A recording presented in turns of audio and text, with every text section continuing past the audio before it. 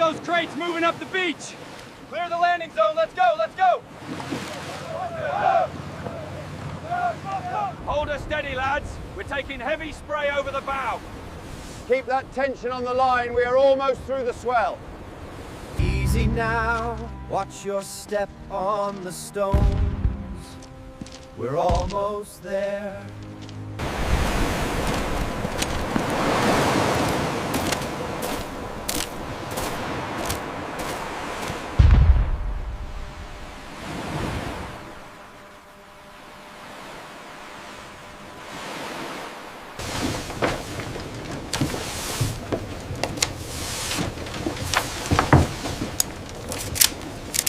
June 1944.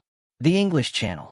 Dawn lifts slowly over the water, not with silence, but with metal.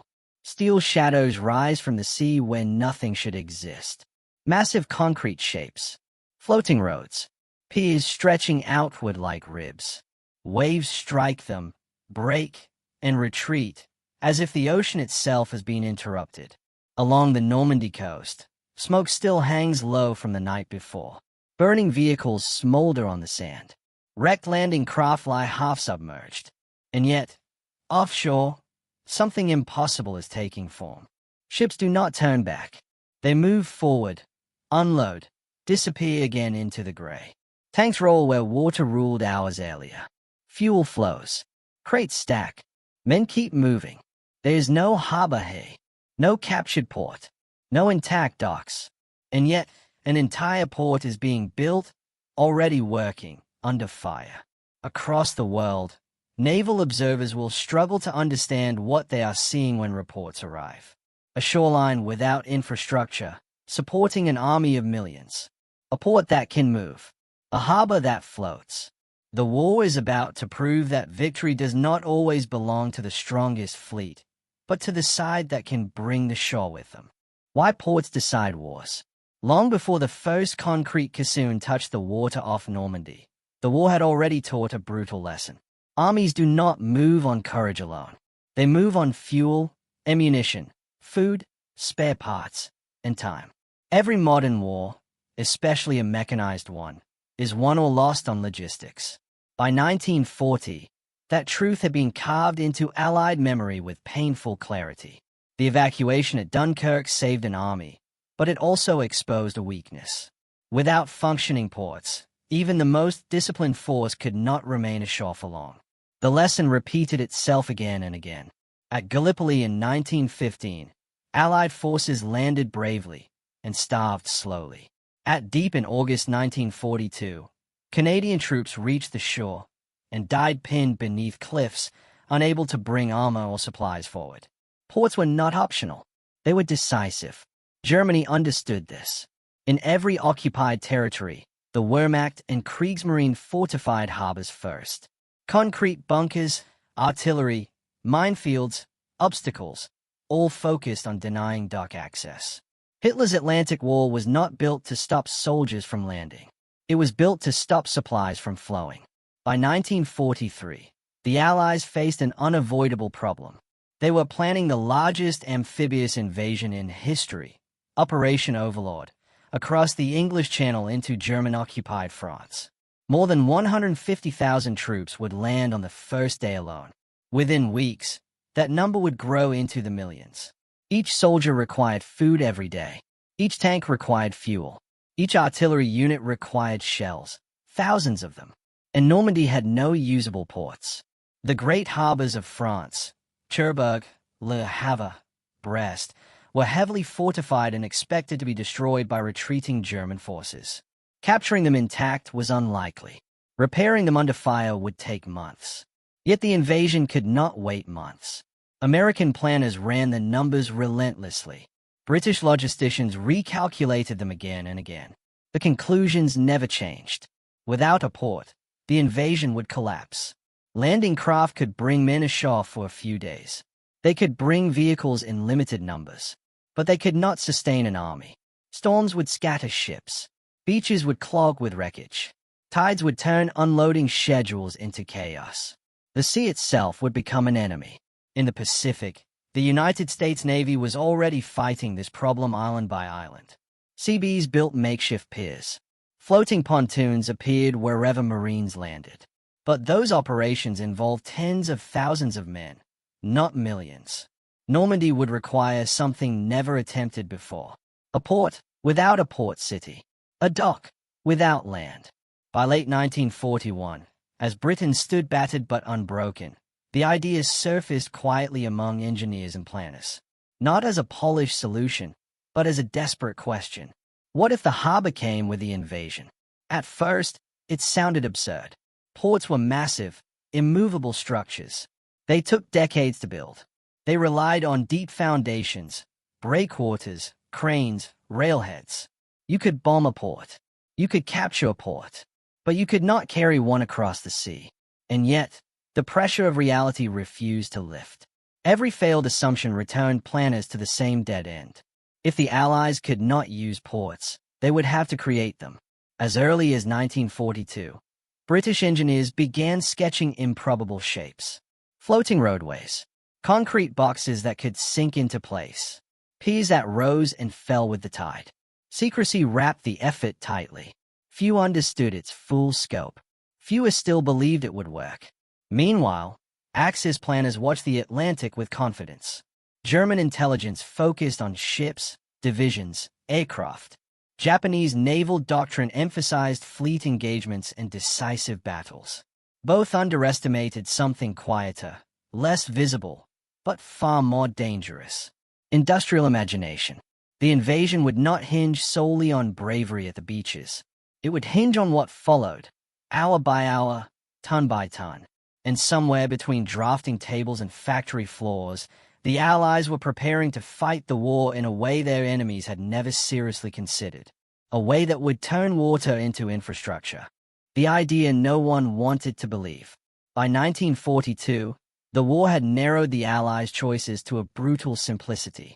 Either they found a way to land and sustain an army in Western Europe, or the war would grind on indefinitely, bleeding men and material across multiple fronts. There would be no decisive blow without a second front. And there would be no second front without logistics. The British carried the memory of logistical failure more sharply than anyone. 2 world wars had taught them that naval power alone could not win on land. What mattered was what happened after the landing. Inside Britain, the problem took on urgency. Factories were running at full capacity. Shipyards filled every available shoreline. American production was beginning to surge across the Atlantic. Yet all of that power had one fatal bottleneck. Ports. The first serious proposal emerged not from admirals, but from engineers. If a port could not be captured intact, it would have to be assembled. If it could not be assembled on land, it would have to be assembled at sea. And if it had to exist at sea, it would need to survive tides, storms, and enemy fire. The concept came to be known simply as Mulberry. There would be no single structure. Instead, the harbor would be modular, a system of components, each solving a specific problem. At its heart were the Phoenix caissons, enormous hollow concrete blocks, some weighing over 6,000 tons, designed to be towed across the channel and sunk into position. Once settled on the seabed, they would form a breakwater, shielding calm water behind them. Further out, lines of old ships, gooseberries, would be deliberately sunk to add protection from waves and swell. Closer to shore, floating roadways, whales, would rise and fall with the tide, supported by steel pontoons known as beetles. The vision was staggering in scale. Hundreds of massive concrete structures, thousands of steel components, miles of floating roadway. All of it had to be built in secret. All of it had to be transported under constant threat of German air and naval attack. All of it had to work, immediately, under combat conditions. Skepticism was widespread. Senior officers questioned whether concrete would survive the open sea. Naval commanders worried about storms, particularly in the English Channel, notorious for sudden violence. Some dismissed the idea outright as an engineer's fantasy. Even Winston Churchill, an early supporter, pressed relentlessly for proof. Piers for use on beaches, he wrote in one memo, must float up and down with the tide. The anchor problem must be solved. Let me have the best solution worked out. Don't argue the matter. Time was unforgiving. The Mulberry Project advanced alongside preparations for overlord. There was no fallback plan. If the harbors failed, the invasion could fail with them. Meanwhile, Axis intelligence never grasped the full scope of what was happening. German reconnaissance saw increased concrete production, but assumed defensive construction. They saw ship movements, but interpreted them as routine convoy traffic. The idea that the Allies were building entire ports to be assembled offshore simply did not fit established naval thinking. Japanese planners, watching Allied industrial output from afar, made a similar miscalculation. Their doctrine emphasized decisive fleet engagements. Ports were fixed assets, to be defended or destroyed. The notion that infrastructure itself could be mobile ran counter to everything their naval tradition assumed. In both Berlin and Tokyo, analysts focused on weapons that killed. Aircraft, submarines, battleships. They did not yet understand that the Allies were weaponizing something else. Stability, flow, continuity. By early 1944, Mulberry components were scattered across southern England, hidden in rivers, camouflaged in estuaries, held in place until the day they would be needed. That day would arrive with the tide, and with it, a test that no war had ever imposed before. Because once the beaches were taken, the ocean would decide whether the idea lived or died. And waiting beyond the horizon, unseen and untested, floated the future of the invasion. Men, machines, and the mathematics of survival. Human angle. For the men tasked with making Mulberry real, the war was not fought with rifles. It was fought with slide rules, welding torches, and sleepless nights.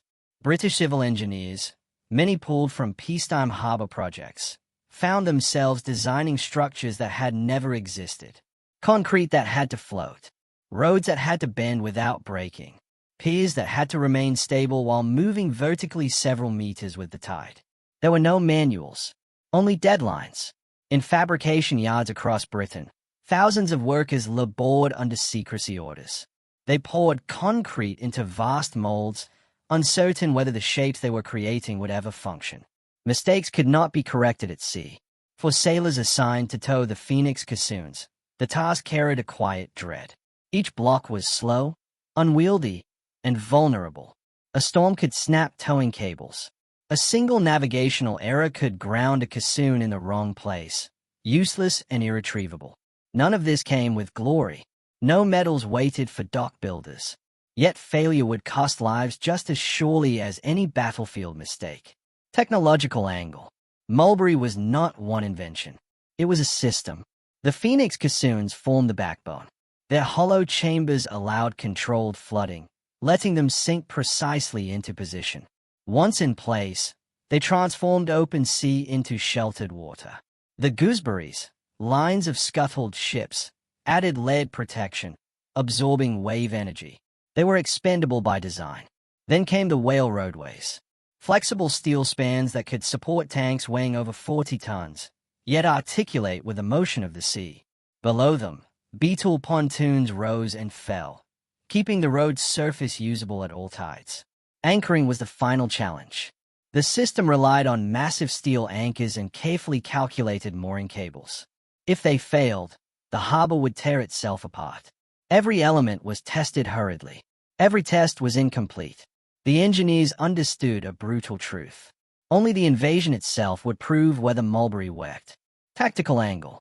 From a military perspective, the artificial harbor solved multiple problems at once. It reduced dependence on landing craft. It allowed large cargo ships to unload directly, far faster than beaching supplies. It created predictable, organized logistics, something commanders could plan around. More importantly, it denied the enemy a simple solution. German coastal defenses were designed to destroy ports and repel landings. Mulberry bypassed both. There was no single target to capture or demolish. No harbor master to surrender. No dock cranes to sabotage. The port existed because the Allies decided it would. This flexibility unsettled conventional military thinking. It blurred the line between sea and land, between invasion and occupation. And while Allied commanders focused on making it work, their enemies were still preparing to fight a war defined by fixed positions. a war the Allies were already moving beyond. The question now was not whether Mulberry was clever. It was whether it could survive contact with reality. Because the sea was patient, and it was waiting. Leadership, enemy doctrine, and the blind spot of tradition. Leadership angle. Mulberry existed because senior leadership allowed engineers to challenge orthodoxy. General Dwight D. Eisenhower, as Supreme Allied Commander, did not design harbors, but he understood consequences. Every briefing returned to the same question: how long could the invasion survive without a port? Eisenhower's strength was not technical insight, it was trust. He allowed planners to pursue solutions that looked unreasonable on paper because the alternatives were worse. Winston Churchill was more directly involved. He pressed, questioned, demanded progress. Yet he never abandoned the idea, even when doubts mounted. Churchill had learned from Gallipoli that imagination without logistics was fatal. Mulberry was the opposite. Logistics elevated to strategy. The American leadership, initially skeptical, grew convinced by necessity.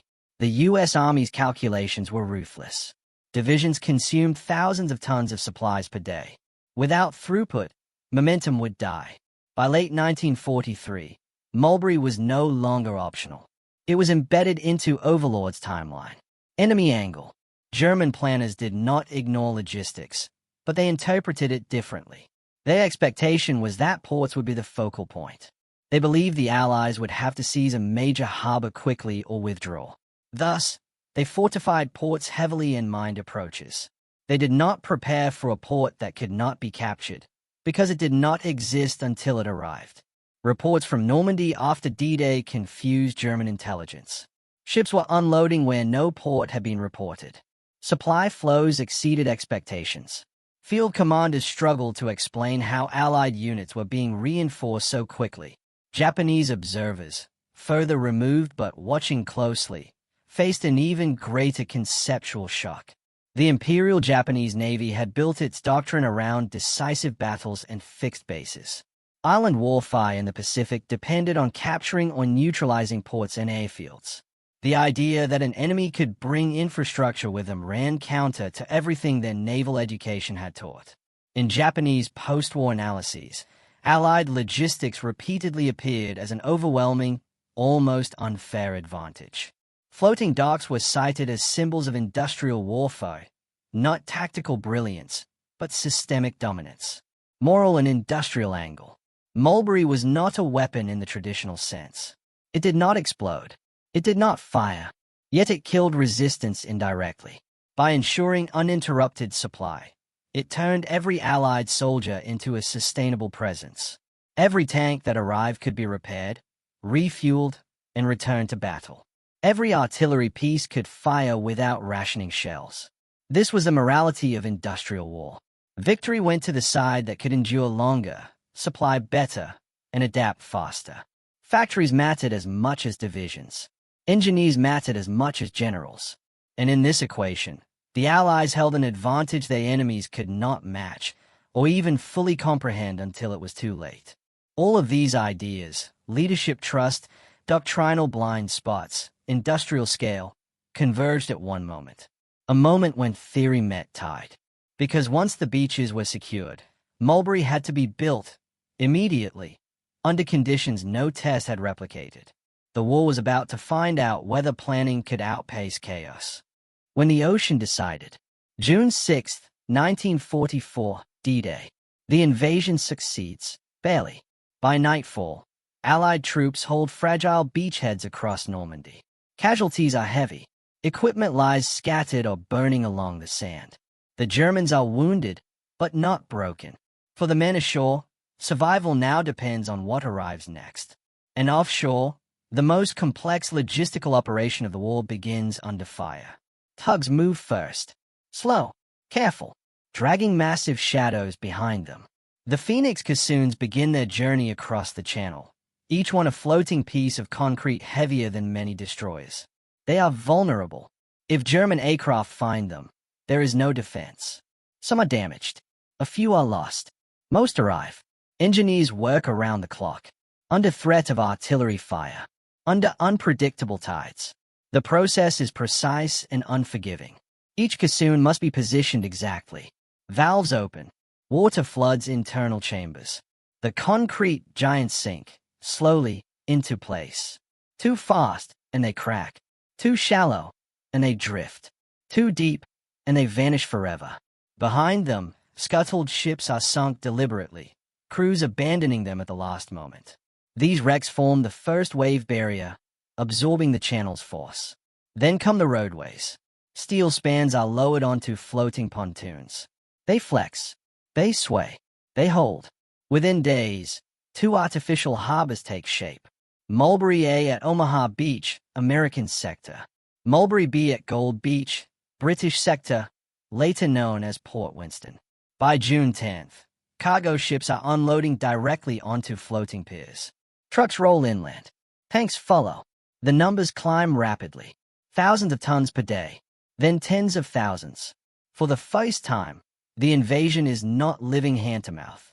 But the sea has not yet spoken. On June 19th, a storm descends on the channel, one of the worst in decades. Winds howl. Waves tear at cables and anchors. Mulberry A suffers catastrophic damage. Caissoons shift. Roadways snap. Pontoons break free. Within days, the American harbor is declared unusable. It is a devastating blow. Yet Mulberry B holds. The British harbor, positioned slightly differently and reinforced more aggressively, survives, battered but intact. Engineers repair what they can. Traffic resumes. The decision is made swiftly. All resources shift to Port Winston. What might have been a fatal failure becomes a narrowed success. Because one harbor is enough. And from that single floating port, the invasion regains momentum. The storm has tested Mulberry, and it has survived just enough.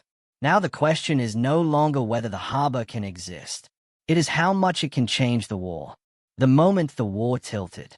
Once Port Winston stabilized, the rhythm of the invasion changed. What had been fragile became methodical. What had been uncertain became predictable. Cargo ships lined up offshore, unloading around the clock. Fuel pipelines were laid beneath the water, part of the Pluto system, feeding the advance inland. Artillery, vehicles, rations, medical supplies moved in volumes that beach landings alone could never sustain. By late June, the numbers told a clear story. More than 500,000 men, 80,000 vehicles, and hundreds of thousands of tons of supplies had already come ashore. By July, daily throughput exceeded original estimates. German intelligence could not reconcile these figures with what they believed possible. Reports described unloading operations continuing despite storms. Despite the absence of captured ports. Despite constant air attack. Field commanders began to realize that destroying the beachheads would no longer be enough. The Allies were no longer vulnerable to interruption. For the Germans, the strategic implication was devastating. Without the ability to choke supply, they could not halt the buildup. Without halting the buildup, Normandy could not be contained. And without containment, France would fall. Far from the Channel, similar conclusions began forming. Japanese naval observers, studying Allied operations through intelligence summaries and post-war accounts, encountered something profoundly unsettling. In the Pacific, American forces had already demonstrated logistical dominance, but Normandy elevated it to an industrial extreme. Floating docks, portable harbors, a shoreline transformed into infrastructure. Japanese doctrine emphasized decisive engagements, moments where fleets met and fate was decided in hours. Normandy demonstrated a different kind of decisiveness, one built on endurance. Where Japan relied on capturing or denying fixed bases, the Allies had rendered bases optional. Where planners expected supply bottlenecks, they found supply overmatch. Post-war Japanese naval assessments frequently noted that Allied logistics, not tactics, had made prolonged resistance futile. The Mulberry Harbors became shorthand for an enemy that could solve problems faster than they could be created. By August, the artificial harbor had delivered over 2.5 million men, 500,000 vehicles, and 4 million tons of supplies into Normandy. It was no longer a stopgap. It was a turning point. The war in Western Europe moved from invasion to breakout, from survival to pursuit. And although Mulberry would eventually be rendered unnecessary as captured ports came online, its role had already been fulfilled. It had bridged the most dangerous gap of the war, a gap measured not in miles, but in time. And once that time was secured, the outcome of the campaign was no longer in doubt. The beaches had become permanent, and with permanence came consequences that would ripple far beyond Normandy. What survival made possible? With the supply problem solved, the character of the war in Western Europe changed almost overnight. The Allied armies were no longer operating on borrowed time. They were operating on a schedule. Fuel flowed inland in volumes that allowed armored units to maneuver freely. Artillery units no longer rationed shells. Medical evacuation stabilized, reducing fatalities from wounds that would have been lethal weeks earlier. This shift mattered more than any single tactical victory. During Operation Cobra in late July 1944, American forces broke out of the Normandy hedgerows. The speed of the advance shocked German commanders. It was not simply the result of air power or armor. It was a result of uninterrupted supply. German divisions, already under strength, found themselves unable to reposition or counterattack effectively. They lacked fuel. They lacked ammunition. They lacked the ability to recover from losses. Every mile the Allies advanced increased the logistical imbalance. The Mulberry Harbor, though temporary, had created a permanent condition, momentum.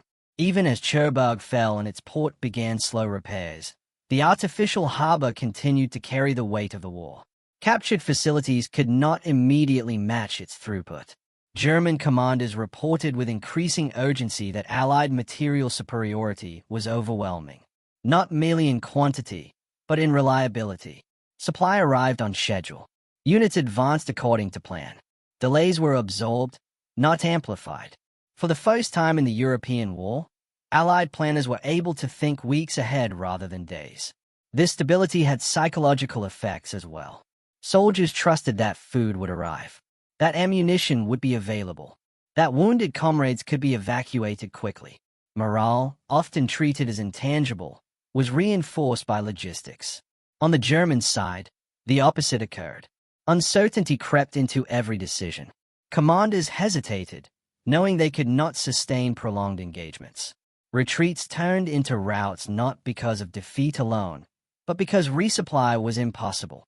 Mulberry did not fire a single shot, yet it shaped every shot that followed.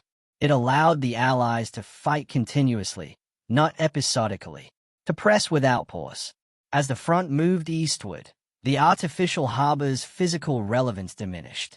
Its strategic impact did not, because by the time traditional ports came online, the outcome had already been decided. The harbor had done its job when the job mattered most. And elsewhere in the world, military thinkers were taking notes. Because what had happened in Normandy was not just a European lesson. It was a global one. How the lesson echoed beyond Europe. As the war moved inexorably toward Germany's borders, Mulberry began to fade from headlines and briefings. Not because it had failed, but because it had succeeded so completely that it became invisible. Ports were captured. Rail lines reopened. The logistical machine expanded inland. Yet in staff colleges and naval headquarters far from Normandy, the implications of what had happened were still being absorbed. For the United States, Mulberry confirmed a doctrine already forming in the Pacific. Wars would no longer be decided solely by fleets or battles, but by systems. The U.S. Navy and Army would invest heavily in amphibious logistics, mobile construction units, and rapid port repair. The Seabees, whose work had echoed Mulberry's philosophy across Pacific islands, became a permanent fixture of American military planning. For Britain, the lesson was equally clear. Engineering ingenuity had compensated for strategic vulnerability. Industrial coordination had turned scarcity into advantage. For the defeated powers, the realization came more painfully.